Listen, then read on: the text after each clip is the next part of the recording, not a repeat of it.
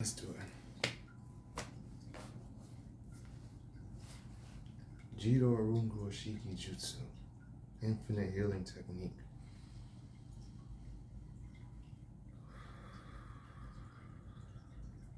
Alright, what's good? It's Judo Taiyo here. Get our jutsus activated, you know what I'm saying? Alright, we want to talk about the Uchiha today. The fire element, the Sharingan. Now, I've been cross-referencing different books and different texts, Miracle Mastery, Cyclomancy, Psychic Development for Beginners, so on and so forth. So I'm just going to run down how you actually activate the Sharingan in your actual waking life. Yes, the Sharingan in your actual waking life. So let's get to it, right? So I got some notes here. Do Uchiha use the fire element, right, in the show? Mainly fireball jutsu, this, that, and the third. And the Sharingan is manifested through intense emotions, usually trauma or intense love for somebody, right? Now, this kind of coincides with the, I think it's Ayurveda philosophy, which speaks on the five elements being connected to the five senses. And just lo and behold, the fire element is connected to the eyes. The fire in that philosophy is also our thoughts, emotions, and obsessions. And if we know any of the Uchiha, they have very much an obsessive nature. Madara's obsession with power, Obito's obsession with Rin, so on and so forth.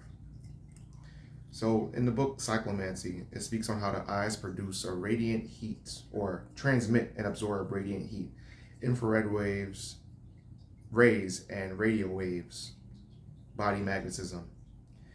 These forces cannot travel through liquids and solids, so this is a short range jutsu. You have to have your target in front of you or close to you or in eyesight. Until you get a little bit further along, you can do it when they're more of a distance.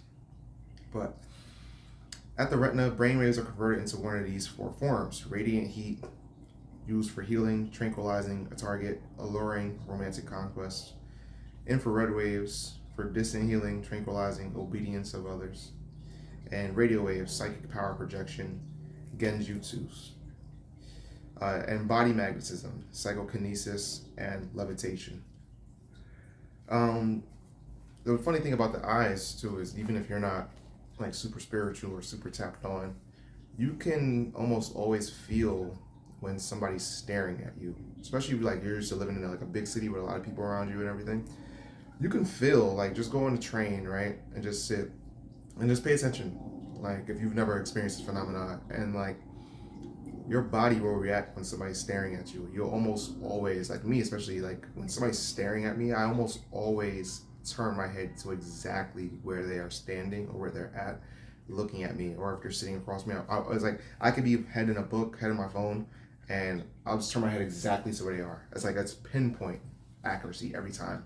It's like that's the waves projecting out of their eyes onto you, and you can see that and see how it manifests just with mundane people, not even spiritual people, right?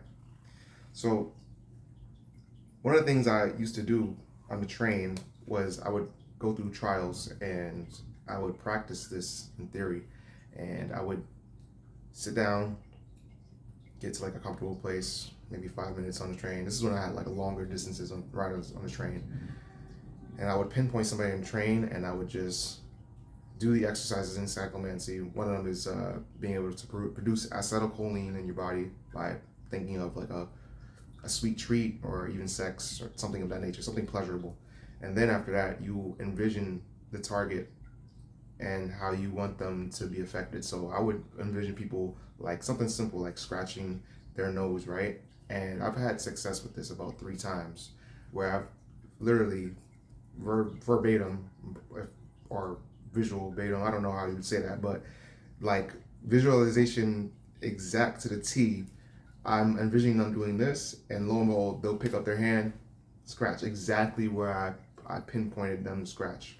Now, I haven't been consistent with this because there's other layers of being able to do this consistently, chakra work and, things of that nature. But this stuff does work and it is very powerful. But so just to kind of put all this together, the creator of Naruto, whoever, they had some type of insight to this because there's so many correlations with the book Cyclomancy with the Ayurveda and other Hindu theology and religion. Um, they knew something, like just the whole of how to achieve their powers. They knew something, or maybe they didn't, and it just kind of spirit flowing through them, kind of letting them project that out in a way that made sense, in correlation with all these other sacred texts. But I think I just found it interesting how it just all relates to each other, as far as the Uchiha and all these other mystical sacred texts that I'm reading, and all these books I'm reading on psychic power projection and things of that nature. And yeah, they was definitely onto something. So the Sharingan is real. And you might not have, the blood shot Tomei and everything, but the Sharingan is real. You can project out through your eyes to people. And one of the keys is, mastering your thoughts and mastering, what I'm learning now is mastering the chakras. So that energy flow is complete and goes, up from the spine all the way up to the eyes, so you can project this out and get more consistent results. But there you go, that's the science. So if you want to learn how to do that, I'll probably make a video more in depth of how to actually do the technique, so you can have more success with it. But this is the basics, and yeah, man, anime be having some shit in it. So there you go, Juzo Taiyo out.